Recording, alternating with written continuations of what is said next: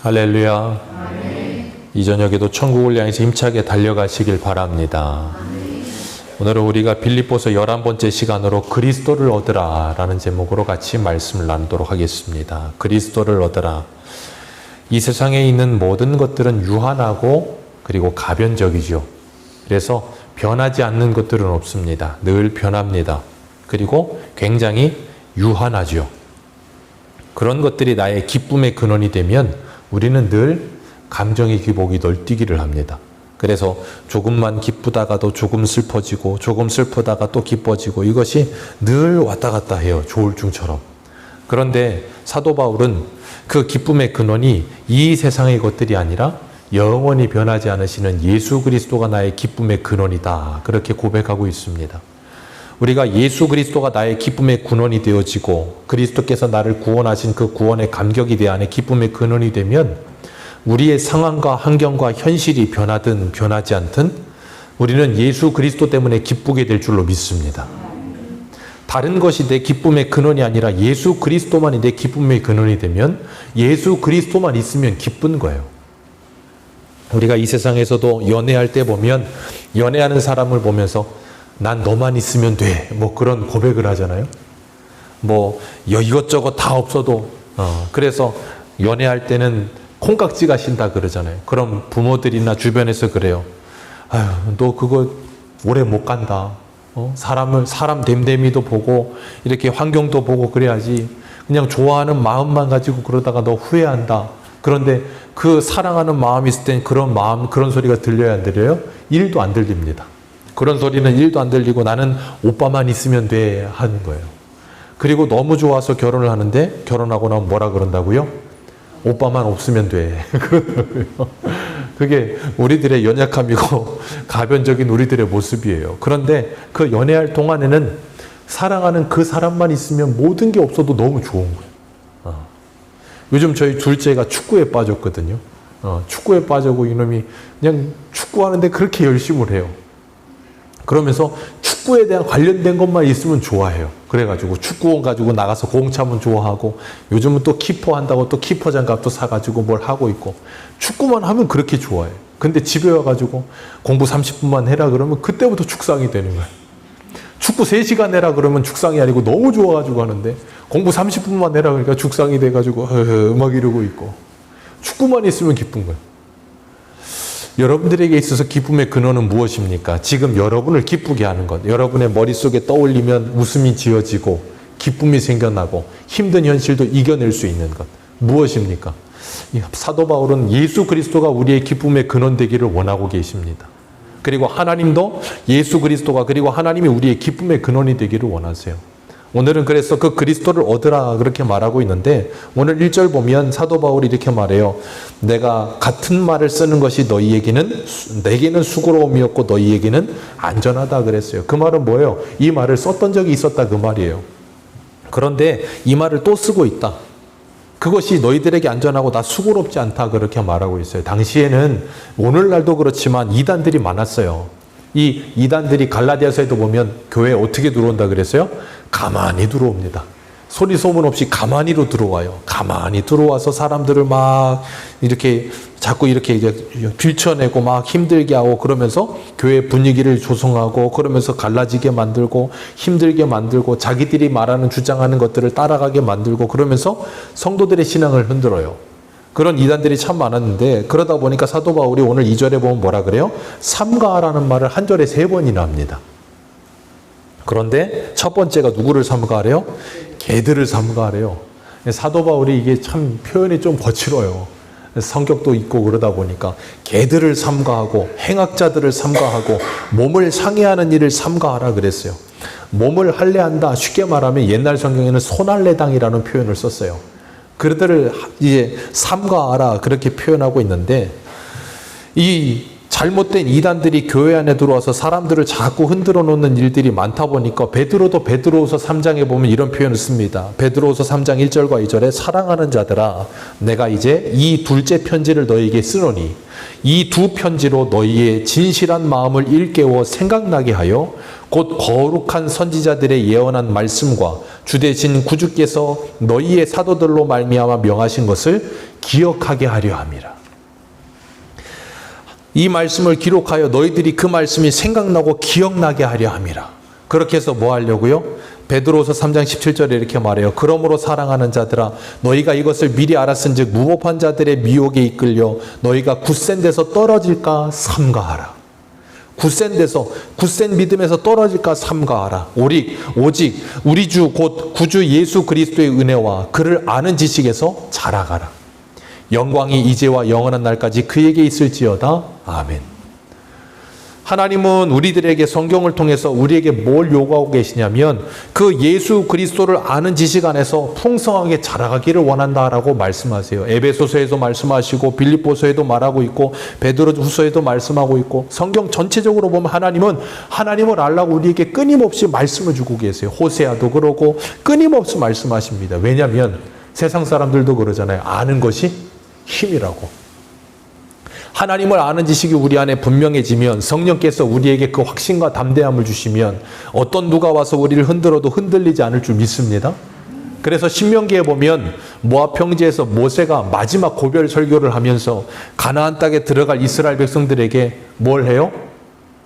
출애굽기에 했던 그 말을 또 하고 있는 거예요. 출애굽 2세대들이기 때문에 듣지 못했던 어리던 그들에게 다시금 하나님의 말씀을 전해주면서 뭐 하고 있어요? 신명기에서 가장 많이 반복하는 것, 기억하라요. 하나님을 기억하라. 왜냐하면 가나안 땅 들어가거든 너희들 분명히 하나님을 잊어버리게 될 거라는 거예요. 가나안 땅에 화려한 문명과 수많은 것들이 너희들을 기다리고 있는데 그때 되면 너희들 하나님 잊어버릴까 두려우니까 기억하라 계속해서 반복해요. 그래서요 신앙생활은요 반복이 중요합니다. 찬송에도 있잖아요. 평생에 듣던 말씀 또 들려주시오. 참 중요해요. 신앙만 반복이 중요한 게 아니라 공부도 반복이 중요하고요. 모든 것에 반복이 참 중요해요. 근데 제일 싫은 게 뭐예요? 반복하는 거예요. 제일 중요한데 제일 싫어요. 그런데 그 반복 속에 우리의 신앙이 자라가고요. 그 반복 속에 우리의 실력이 자라가는 줄 믿으시길 바랍니다. 제가 가끔 몇 번 그 설명 드렸었죠. 콩나물 키우는 거. 어릴 때 키워보셨습니까? 콩나물 시루에 콩나물 키울 때 옛날에는 동네 구멍가게에서 요만한 그 주황색 다라이에다가 채 놓고 거기다 콩 뿌려놓고 물 뿌려놓으면 그리고 검은 천 덮어놓으면 콩이 자라요. 너무 옛날 얘기인가요? 그랬다고요. 그리고 콩 뿌려놓으면 물 뿌리면 참 신기한 게 물이 밑으로 다 빠지거든요. 근데 거기서 검은 천 닫아놓으면 콩이 자라더라고요. 저는 그거 보면서 신기했어요. 아니 물을 뿌리면 물이 남아있던가 아니면 무슨 영양분이 있던가 그런 것도 아니고 그냥 물을 뿌리면 물이 흘러내려가고 타고 흘러내려가는데 콩이 싹을 틔우고 착 자라더라고요. 그걸 보면서 느꼈어요. 아 하나님은 우리를 저렇게 키우시는구나. 교회 와서 한 귀로 듣고 한 귀로 흘리는 것 같은데 그렇게 매일같이 하나님의 말씀을 붙다 보면 어떻게 해요? 어느 순간인가 자라요. 참 신기해요. 하나님께서는 그렇게 반복되는 하나님의 말씀을 통해 우리가 하나님을 배워가게 하시고 알아가게 하시고 자라가게 하세요. 그런데 그런 일을 방해하는 이 2절의 첫 부분 이 개들이 있다는 거예요. 개들이. 바울은 고린도전서 15장 32절에 이렇게 말해요. 내가 사람의 방법으로 에베소에서 맹수와 더불어 싸웠더라면 내게 무슨 유익이 있으리요. 에베소에서 두란노 서원에서 말씀을 가르칠 때 방해하던 유대인들을 향해서 맹수들이라고 표현했어요. 그러니까 이 개들은 누구겠어요? 신앙생활을 하는 데서 계속 방해하는 사람들. 그래서 하나님의 말씀을 붙들지 못하고 다른 곳으로 자꾸 가게 만드는 사람들이 있더라는 거예요. 그래서 그들을 향해서 그들을 삼가하라 그렇게 말하고 있어요. 하나님의 은혜를 믿지 못하고 율법을 행해야 된다고 생각하는 사람들이 분명히 있었다는 거예요. 그 행악자들. 행위를 굉장히 자랑하고 그 행위가 중요하다고 말하는 사람들이 분명히 있었다고요. 오늘 오전에도 로마서 말씀을 들으면서 그랬어요. 율법은 우리로 하여금 뭐 하게 한다고요? 우리의 죄를 깨닫게 하며 우리의 무능함을 가르친다 그랬잖아요. 그래서 우리를 어디로 인도해요? 몽학 선생에게로 인도해요. 아니 예수 그리스도에게로 인도해요. 그런데 이 말씀을 오해하는 그들은 뭐 한다고 했어요? 율법 지킴이 구원의 조건이 된다고 가르치는 거예요. 예수를 믿어야 된다. 맞는 말이다. 초대교회는 이 신앙의 과도기적인 신앙이었기 때문에 예수를 믿으면서도 유대인이었다 예수를 믿는 사람들은 율법과 복음이 혼용해 있었어요. 이게 온전하지 않았다고요. 그러다 보니까 다 벗어지질 않았어. 베드로도 성령을 받았지만 고넬료 집에 가기 전에 지붕 위에서 기도할 때 하나님께서 뭘 보여주세요? 보자기에서 레위기 11장에 부정한 음식들을 가득히 싸가지고 오시면 이거 먹어라 그러니까 베드로가 뭐라 그래요? 나 안 먹는다고 이런 걸로 날 더럽힌 적이 없다 그러면서 성령을 받았고 설교할 때 3,000명, 5,000명이 돌아오는 역사가 일어나고 있는데도 불구하고 베드로가 여전히 벗어지지 않는 부분들이 있었다고요. 그런 것처럼 우리들은 여전히 예수 그리스도를 믿고 있으면서도 내가 가지고 있던 기존의 지식들이 나를 사로잡고 있는 부분들이 꽤 많아요. 그렇기 때문에 날마다 하나님의 말씀을 통해 내 잘못된 생각들을 벗어버리지 못하면 그것이 고정된 관념이 되어서 어떻게 나를 자꾸 잘못된 길로 이끌어가요. 그들이 악한 자들이 행악하는 자들이라 그렇게 말하는 거예요. 그리고 세 번째가 누구라고요? 몸을 상해하는 사람들, 손할례당들. 예수를 믿지만 할례를 받아야 구원받는다. 예수를 믿지만 율법을 지켜야 구원받는다. 예수도 믿고 율법도 지켜야 된다. 예수도 믿고 할례도 받아야 된다. 좋지 않습니까? 생각해 보세요. 예수만 믿으면 구원받는다. 뭔가 좀 밍밍하지 않습니까? 아니 믿으면 구원받는데 그거보다는 믿어야 되지만 몸에 할례도 행하고 뭔가 좀 이렇게 좀 몸도 긋고 아니면 좀 뭔가 열심을 다해서 뭔가를 하든가 그런 걸 하면 구원받는다. 그럼 어때요? 그런 걸 하면 사람이 뭐도 느껴요? 성취욕도 느끼고 뭔가 내가 했다는 어떤 그런 것도 생기고 그러다 보니까 예수 믿고 구원받는다는 말보다는 더 사람들에게 매력적으로 들린단 말이에요. 그러다 보니까 사람들의 신앙이 흔들릴 수가 있어요. 그래서 사도 바울이 3절에 뭐라 그럽니까? 같이 3절 읽습니다. 시작.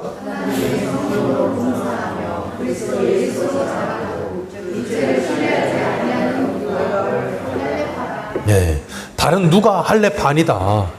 성령으로 봉사하는 사람, 그리스도 예수를 자랑하는 사람, 다른 거 뭘 많이 했다 아니면 할례를 받았다 그런 거 자랑하는 사람 말고 성령으로 행하며 예수를 자랑하는 그가 바로 진짜 할례파다라고 말하고 있는 거예요.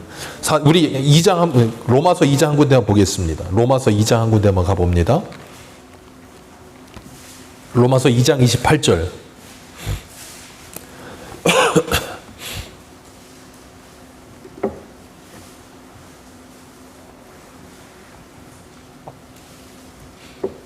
같이 읽습니다. 시작. 무릇 표면적 유대인이 유대인이 아니요 표면적 육신의 할례가 아니니라. 오직 이면적 유대인이 유대인이며 할례는 마음에 할지니 영에 있고 율법 조문에 있지 아니한 것이라. 그 칭찬이 사람에게서가 아니요 다만 하나님에게서니라. 아멘. 표면적 유대인이 아니고 이면적 유대인이 진짜 유대인이다. 마음의 할례를 행하는 것이 진짜 할례다. 이렇게 분명하게 말씀하고 있다고. 그런데 여전히 이 당시에도 할례 행하는 것을 자랑으로 여기는 사람이 꽤 있었다고요. 그리고 오늘날도 이렇게 할례를 행하는 것 자체를 자랑으로 여기는 사람들이 있어요. 오늘날에는 할례라고 하는 몸에 상처를 내는 그런 것이 아니라 다른 것으로 자랑을 삼는 사람들이 있어요. 대표적인 게 40일 금식기도 몇 회. 그런 걸 자랑으로 삼는 사람들이 있단 말이에요. 그리고 자기가 어떤 무엇을 했다고 하는 어떤 뭐라 그럴까요? 자신의 업적? 그런 걸 자랑으로 사는 사람들이 있어요. 그건 우리의 자랑이 될 수가 없어요. 우리의 자랑은 뭐밖에 없다고요? 예수 그리스도만이 우리의 자랑되어야 될 줄로 믿습니다. 그 이유가 뭐예요? 그 이유는 딱 하나예요. 우리가 행하는 예수 그리스도로 말미암지 않고 우리가 행하는 모든 것은 하나님께 카운트가 되질 않아요.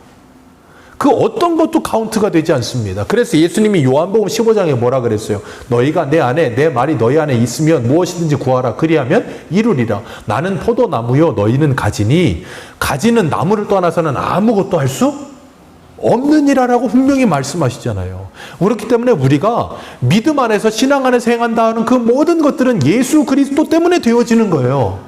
우리의 힘과 능력과 노력으로 되어지는 것이 아닙니다. 우리가 그걸 인정할 수 있어야 정말로 예수 그리스도만이 나의 자랑이 돼요. 안 그러면 우리는 너무 자랑하는 걸 좋아해서 조그마한 건덕지만 있어도 자랑을 하고 싶은 게 우리들이라니까요. 그래서 주님은 우리들에게 분명히 말씀하세요. 성령으로 뭐하라? 봉사하라. 성령으로 봉사하라. 기억하세요. 갈라디아서에도 그러잖아요. 너희들이 성령으로 시작했다가 율법으로 마치려 하느냐. 그렇게 말하잖아요. 성령으로 시작합니다. 열심히 봉사합니다. 열심히 수고합니다. 열심히 일했습니다. 그런데 성령으로 봉사하다가 결국에는 그게 성령의 일, 하나님의 일이 되지 못하고 사람의 일로 끝나는 경우가 너무 많아요. 기억하십시오. 성령으로 행했으면 성령으로 살면 성령으로 행하면서 성령으로 시작해서 성령으로 끝나는 은혜가 있으시기를 축복합니다.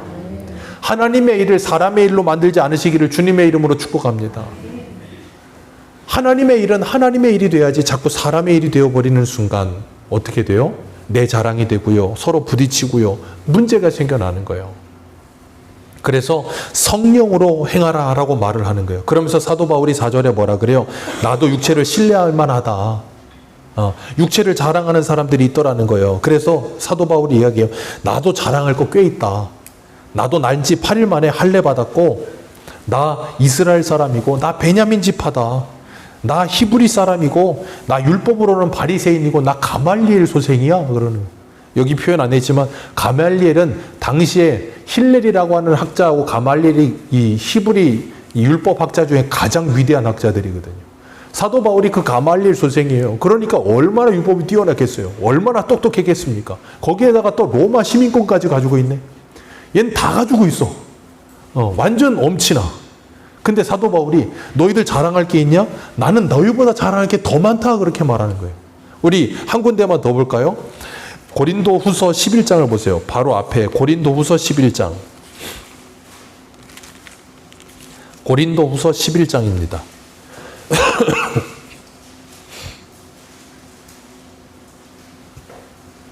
고린도후서 11장 16절에도 바울이 여기서 자랑을 해요. 왜냐하면 이 빌립보 교회 안에만 그런 사람이 있는 게 아니라 고린도 교회 안에도 사도 바울을 이렇게 저 밥 벌어먹으러 저거 하는 애야 그러면서 막 매도하고 쟤 가짜야 막 그런 사람들이 꽤 있었거든요. 그 일 때문에 사도 바울이 굉장히 골머리를 써가면서 이 말을 표현하는 거예요. 16절부터 고린도후서 11장 16절부터 읽습니다. 시작. 내가 다시 말하노니 누구든지 나를 어리석은 자로 여기지 말라. 만일 그러하더라도 내가 조금 자랑할 수 있도록 어리석은 자로 받으라. 내가 말하는 것은 주를 따라 하는 말이 아니요 오직 어리석은 자와 같이 기탄 없이 자랑하노라. 여러 사람이 너희는 지혜로운 자로서 어리석은 자들을 기쁘게 용납하는구나. 누가 너희를 종으로 삼고자 잡아먹거나 빼앗거나 스스로 높이거나 뺨을 칠지라도 너희가 용납하는구나. 나는 우리가 약한 것 같이 욕되게 말하노라. 그러나 누가 무슨 담대한 어리석은 말이나 나도 담대하리라. 그들이 히브리인이냐? 나도 그러하며. 그들이 이스라엘인이냐? 나도 그러하며. 그들이 아브라함의 후손이냐? 나도 그러하며. 그들이 그리스도의 일꾼이냐? 정신없는 말을 하거니와 나는 더욱 그러하도다. 내가 수고를 넘치도록 하고 옥에 갇히기도 더 많이 하고 매도 수없이 맞고 여러 번 죽을 뻔하였으니 유대인에게 40에 하나 감한 매를 5번 맞았으며 3번 태작에 맞고 1번 돌에 맞고 3번 파선하고 일주야를 깊은 바다에서 지냈으며 거기까지만 읽습니다. 그 마음에도 그 다음에도 그냥 위험 계속 나옵니다. 니들 그렇게 따라다니는 내가 말했던 복음 말고 다른 복음 따라 전하는 사람들 따라다니면서 그 사람들이 자랑하는 거 들었는데 나 봐라 나 이런 자랑이 있다. 그러면서 바울이 그 자랑의 끝에 뭘 이야기해요? 29절과 30절 같이 읽습니다. 시작. 누가 약하면 내가 약하지 아니하며 누가 실족하면 내가 애타지 아니하더냐. 내가 부득불 자랑할진대 내가 약한 것을. 사도 바울은 그 잘못된 거짓 교사들이 와서 자랑하고 있는 그들을 향해서 그들이 자랑하냐? 나도 그들만큼이다. 그들보다 난 더하다. 그러면서 나의 자랑은 뭐밖에 없다? 약함밖에 없다. 그렇게 말해요. 그러면서 32절에 다메섹에서 아레다 왕의 고관이 나를 잡으려고 할 때 나는 거기서 못 타고 들창문으로 나왔다? 광주리 타고 들창문으로 나왔다. 그 말 뭐 하는 거예요? 나 죽이려고 잡으러 올 때 난 광주리 타고 도망가던 사람이야. 나 이런 사람이야 하고 자랑하는 거예요. 그런 나를 하나님이 데려다가 뭐 하셨다는 거예요? 하나님의 사람 만드시고 하나님이 나를 강하게 하셨다는 거예요. 그래서 약할 때 강함 되시는 그 하나님, 약할 때 온전하게 하시는 그 하나님만을 나는 자랑한다 라고 말하는 거예요. 그러니까 사도 바울 앞에서 자랑하는 그 사람들에게 사도 바울이 뭐예요? 오늘 오전의 말씀처럼 입을 닫게 만드는 거예요. 난 너희보다 더해. 자랑할 거 더 많아. 난 너희보다 더 악독한 사람이었어. 난 스데반 때려 죽일 때 그 앞장서서 돌멩이 던지는 사람들 옷 잡아주던 사람이야. 그러면서 그렇게 이야기하던 사도 바울. 그런데 내가 다메섹에서 예수를 만나고 나니까 그 예수를 다메섹에서 도상에서 만나고 나서 보니까 그 모든 게 다 쓰잘데기 없는 일이더라. 나도 왕년에 한가닥 했었는데 다 쓰잘데기 없는 얘기더라. 지금 사도 바울이 그 이야기하는 거예요. 그러면서 바울이 뭐라 그래요? 7절 오늘 본문으로 돌아오셔서 7절 한번 읽어보겠습니다. 같이 읽습니다. 시작.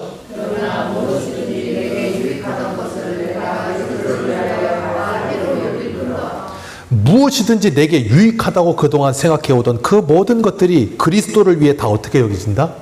해로 여겨질 뿐이다. 왜요? 8절 같이 읽습니다. 시작. 또한 모든 것을 해로 여김은 내가 그리스도 예수를 아는 지식이 가장 고상하기 때문이라. 내가 그를 위하여 모든 것을 잃어버리고 배설물로 여김은 그리스도를 얻고 내가 모든 것을 잃어버리고 그리스도를 얻기를 바란다. 왜요? 그리스도가 가장 최고의 가치라는 것을 깨달았기 때문이라는 거예요. 예수 그리스도를 아는 지식이 가장 고상하다는 거예요. 그것이 가장 위대하다는 걸 깨닫게 됐다는 거. 그게 뭐예요? 새로운 피조물이 된 새 사람이 된 모습인 거예요. 그전에는 내 인생의 최고의 가치가 다른 것이었는데 예수 믿고 예수 만나서 보니까 내 인생의 가치관의 변화가 일어나는 거예요. 가치관의 변화, 세계관의 변화, 물질관의 변화, 모든 이 관점과 시선의 변화가 완전히 일어나 버린 거예요. 그러니까 새 사람이 되니까 뭐예요? 그동안 바라보던 것들이 전혀 다르게 보이기 시작하는 거예요. 그러니까 사도행전에 보면 성전 미문에 앉아있던 안진뱅이를 베드로, 요한이 본다니까요. 그 40년 가까이를 거기 앉아있던 사람 못 봤겠습니까? 매일 보던 그 사람, 예수를 만나고 나서 보니까 어떻게 성령을 받으니까 전혀 다른 사람으로 보이는 거예요. 그렇게 우리가 예수를 만나고 정말로 예수 그리스도 안에서 새 사람이 되면 내가 바라보던 모든 것들이 새로워질 줄로 믿습니다. 우리가 젊을 때는요, 야망이 있고 패기가 있고 그러다 보면 어떤 생각을 하냐면 내가 세상에 나가서 세상을 바꾸리라, 그런 야망을 가져요. 강호에 나가보면 뭘 느껴요? 강호에는 고수가 많구나 하는 걸 느껴요. 그러면서 점점 고수가 많아진다는 걸 깨닫고 나서 막 이리 부딪히고 저리 부딪히고 내가 모든 걸 바꿔버리라 하던 내 인생에 자꾸 바꿔지는 건 아무것도 없고 그러는 것 같다가 갑자기 예수를 만나서 보면 어떻게 되냐면요, 세상은 그대로 있는데 내가 바뀌어요. 세상은 그대로 있는데 내가 바뀌잖아요? 그럼 세상이 달라 보여요. 저도 신학교 다닐 때 신학교는 항상 새벽 예배를 하거든요. 새벽 예배 드리고 한참 제가 기도하고 은혜를 받을 때는 기도하고 나오잖아요? 그러면 이런 꽃하고 나무하고 말을 해요. 이상하죠? 꽃하고 나무하고 막 말을 해요. 전혀 달라 보여요. 전혀 달라 보이더라고요. 세상이 달라 보이기 시작하더라고요. 그러면서 제가 그때 매일 새벽 예배 나오면 좀 약간 푹 맞으셔서 할머님이 그 옆에 아파트 단지 사는 할머니 매일 운동장 와서 운동하시는 분 매일 만나고 전도했었는데 끝내 예수 안 믿으시더라고요. 근데 세상이 달라 보이니까요, 뭐 진짜 완전 신세계가 열리더라고요. 우리가 예수를 만난다는 건 그런 거예요. 내가 세상을 바꾸는 게 아니라 하나님이 나를 바꿔버리는 거예요. 그러면 세상이 완전 새 세상이 되는 거예요.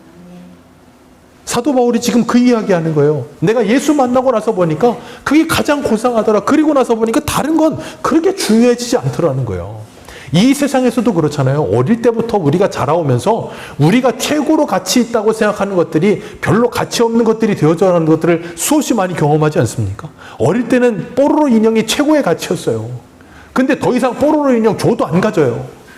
이젠 축구화가 최고의 가치고, 조금 지나보십시오. 축구가 최고의 가치겠습니까? 축구공 줘도 안 가져요. 그때 이제 뭐 하겠어요? 좀 더 좋은 걸 찾겠죠. 또 좋은 걸 찾겠죠. 계속 시간이 지나가면 지나갈수록, 나이가 들어가면서 가치의 변화가 일어나요, 자꾸. 젊을 때는 뭐 꿈이 있는데 최고의 가치였다가, 나중에는 이제 40대 지나가면서 이제 50대 되어 가기 시작하면 뭐가 최고예요? 건강이 최고더라. 건강이 최고더라가 되는 거예요. 그러니까 이제 뭐예요? 그 전에 젊을 때 조도 안 먹던 것들만 찾아다니면서, 저희 큰 사모님 맨날 어디 가기만 하면 맨날 그냥 나물 뜯으러 다니고 쑥 뜯으러 다니고, 그게 최고의 가치가 되게 건강이 중요하니까. 그렇게 가치 변화가 일어나요. 그러다가 예수를 만나면 뭐예요? 내 인생의 최고의 가치는 예수 그리스도가 되는 거예요. 그리고 나면 그때부터는 그걸 위해서라면 어떤 것도 아깝지 않은 거예요. 그리스도인은 그렇게 변화가 일어나요. 그래서 주님께서 우리들을 새롭게 빚어 가시는 거예요. 그래서 누가복음 19장에 보면 그런 변화를 만난 사람이 있어요. 그게 누구냐면 삭개오예요. 삭개오가 예수님 만나고 예수님을 집으로 초청했을 때 예수님을 만나고 나서 그의 가치관의 변화가 일어났어요. 그리고 나니까 뭐예요? 세리였거든요. 그동안 삭개오에게 있어서 인생의 최고의 가치는 뭐겠어요? 돈이에요. 돈이 최고의 가치였던 그 사람이 예수님을 만나고 변화가 일어나니까 뭐합니까? 내가 내 재산의 절반을 팔아 가난한 자에게 나눠주며 누구의 것을 착복한 일이 있으면 4배로 갚아주겠나이다. 그랬더니 예수님이 뭐라 그래요? 오늘 이 집에 구원이 이르렀느니라. 저도 이제는 아브라함의 후손이라. 왜요? 예수 만나니까 인생의 변화가 일어나는 거예요. 저와 여러분에게도 이런 변화가 일어난 줄로 믿습니다. 그리고 예수 그리스도가 최고의 가치가 된 줄로 믿습니다. 그리고 나면요, 다른 건 배설물처럼 여겨요. 중요하지 않아요. 더 이상 목숨 걸지 않아요. 그래서 9절 말씀 같이 읽겠습니다. 시작.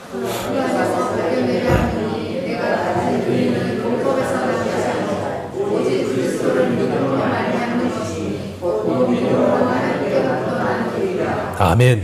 오늘 오전에도 말씀하셨죠. 율법 외에 또 다른 의이신 예수 그리스도. 그 예수 그리스도를 믿음으로 내가 하나님 앞에 의로운 존재가 되었다. 그러면 그런 말씀을 들으면 제일 싫어할 사람이 누굴까요? 2절에 말하고 있는 개와 행악자와 할례당. 왜요? 자기들은 열심히 생각해보세요. 할례 받으려면 그거 아파요. 엄청 아픕니다. 할례도 받았고 열심히 뭘 지킨다고 열심히 했었고, 그런데 그거 아니다, 그거 필요 없고 예수 믿으면 된다 그러니까 얼마나 열받겠어요. 마틴 루터가 종교개혁 일으킬 때, 가톨릭으로부터 나왔을 때 마틴도 처음에 종교개혁 일으킬 생각 없었어요. 구텐베르크 명강에 97개 조항 묻혀놓고 우리 이건 바꾸자, 이건 잘못된 것 같다 그럴 때 이 천주교에서 얼마나 박해했는지 몰라요. 왜? 그거 목숨처럼 여기면서 살았는데 그거 아니라 그래 버리니까 자기 인생이 부인되는 게 돼버리잖아요. 그러니까 죽이겠다고 달려드는 거예요. 똑같은 거예요. 사도 바울도 목숨처럼 여기던 거 그거 예수 만나서 보니까 아니라 그러니까 도시락 싸들고 다니면서 나 바울 죽이기 전에 먹지도 않는다 그런 사람들이 나타나잖아요. 얼마나 미우면. 그런 열받는 사람들이 일어나는 거예요. 우리 마태복음 20장에 보면 포도원 품꾼 비유가 나옵니다. 거기 보면 그 포도원 천국은 마치 그러면서 포도원의 품꾼을 얻기 위하여 포도원에 들여보내는 이른 아침에 나가는 집주인과 같다 그러면서 다 한 데나리온을 약속합니다. 한 데나리온 약속하면서 어떤 사람은 6시, 어떤 사람은 9시, 어떤 사람은 11시, 어떤 사람은 12시, 어떤 사람은 3시, 어떤 사람은 5시 그래갖고 막 보내요. 그런데 생각해 보세요. 9시, 12시, 3시, 5시에 부름 받아서 이제 퇴근은 6시니까. 그러면 자, 5시에 부름 받은 사람이 한 데나리온 받았어요. 그리고 3시에 부름 받은 사람도 한 데나리온 받았어.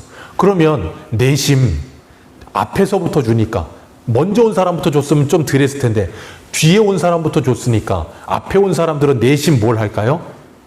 기대를 할 거 아닙니까? 기대를. 쟤 1시간 일했는데 한 데나리온 주네? 쟤 3시간밖에 안 했는데? 이제 그러면 12시에 온 사람? 9시에 온 사람? 그러면 이제 나는 뭔가 좀 더 있겠는데? 했는데 한 데나리온밖에 안 줘. 그렇게 열받아가지고 왜 이거밖에 안 줍니까? 그러고 뭐라 그래요? 내가 내 것을 가지고 주는데 내가 불의하냐? 그러면서 뭐라 그러세요? 먼저 된 자로 나중되고 나중된 자로 먼저 되리라. 그게 뭘 말하는 거예요? 유대인과 이방인을 말하는 거예요. 먼저 된 자 유대인들 너네 나중되고 나중된 이방인들은 어떻게 해요? 먼저 된다.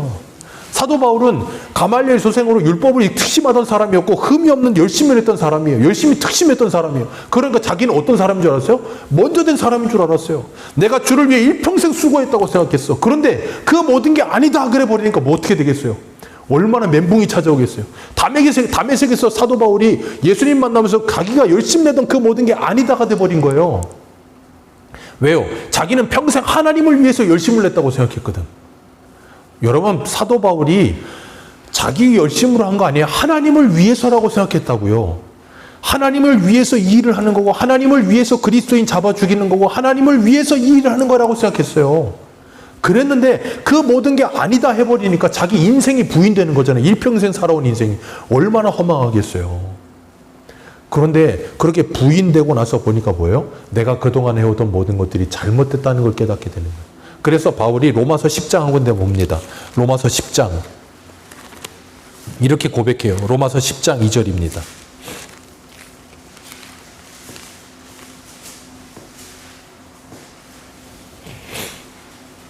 로마서 10장 2절과 3절 우리 같이 읽겠습니다.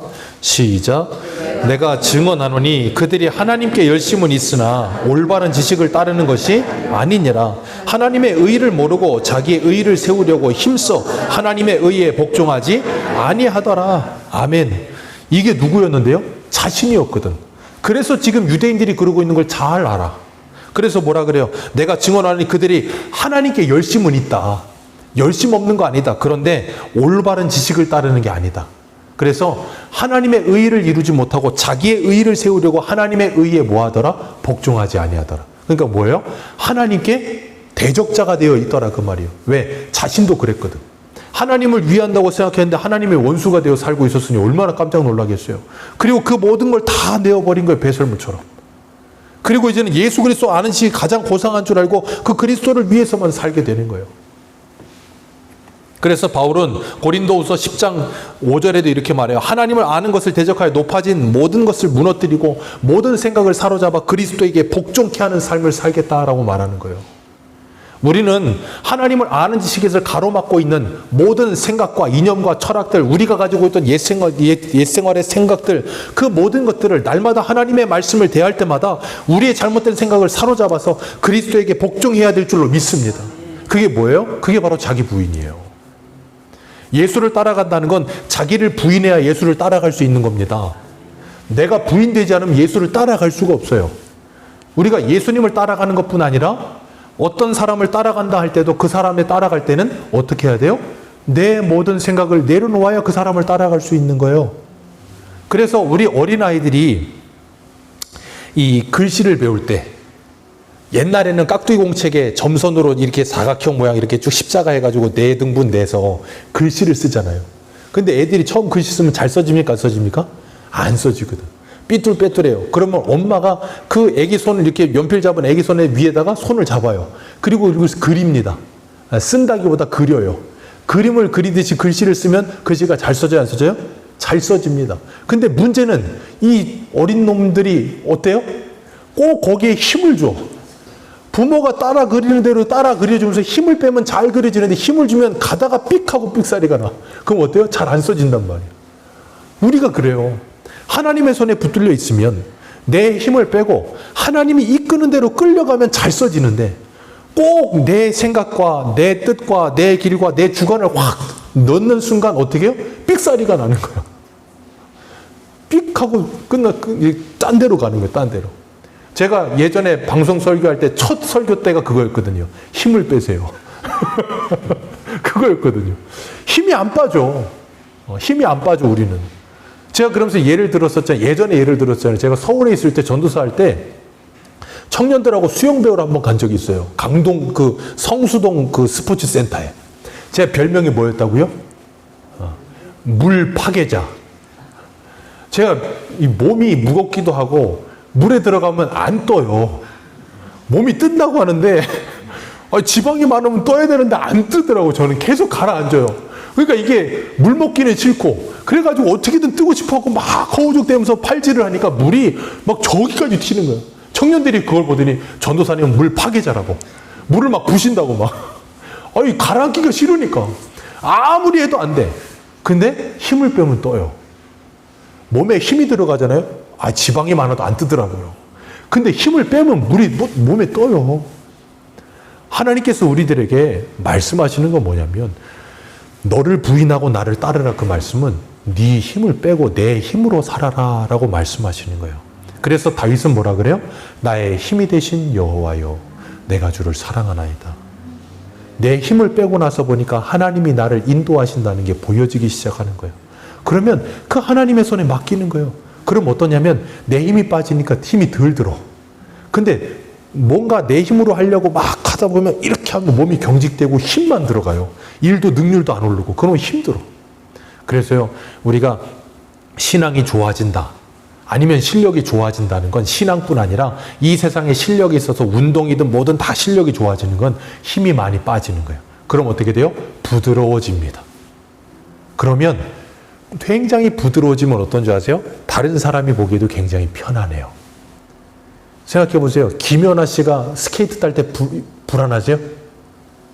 불안한 사람 없을걸요? 이병수 목사가 스케이트 타보세요. 제가 저번에 한번 예전에 우리 주일학교 애들 데리고 시청에 스케이트장 갔거든요. 죽을 뻔했어요. 올라서가지고 애들 붙들고 애들까지 죽을 뻔했어요. 넘어지는데 혼자 넘어지지 애들 붙들고 넘어져가지고 그거 못 쓰겠더라고요. 너무 힘들어. 제가 타면 부들부들하는 거예요. 그리고 다 불안한 거. 저 어떻게 되나? 저 잘못되는 거 아닌가? 왜? 실력이 없으니까요. 힘이 들어가요. 자연스럽지가 않아요.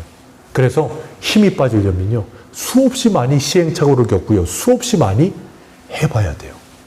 그래서 반복하는 가운데 저절로 힘이 빠져지기 시작해요. 그러다 보면 자연스러워집니다. 우리가 신앙생활도요, 하나님이 수없이 반복하면서 실패한 우리를 내버려 두시는 이유가 뭔지 아세요? 힘이 빠지게 하시는 거예요. 힘이 빠져가면서 나중에는 하나님에게 완전히 맡겨지게 될 때 하나님이 그걸 기뻐하세요. 그리고 뭐라 그러냐면 잘했다 그러시는 거예요. 참 신기해. 우리 보고 잘했대. 그렇게까지 기다려주신 게 하나님인데. 그래서 우리는 천국 가면요, 계시록의 말씀처럼 우리 면류가 내려가고 어린 양의 보좌에 다 내려놓는 거예요.